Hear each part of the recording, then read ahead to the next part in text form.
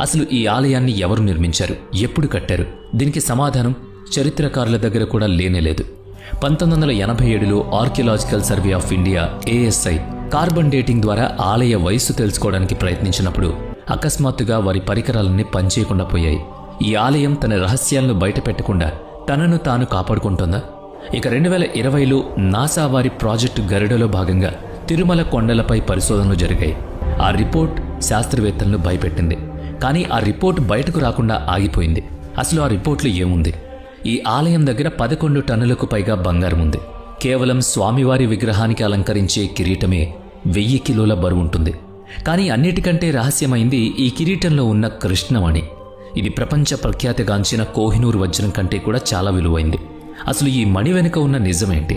విష్ణు పురాణంలో వర్ణించిన కౌస్తుభమణి ఇదేనా?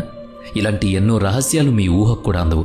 ఈ డాక్యుమెంటరీలో, ఇంటర్నెట్లో కానీ, పుస్తకంలో కానీ దొరకని చరిత్ర యొక్క చీకటి కోణాలను మనం తెలుసుకోబోతున్నాం.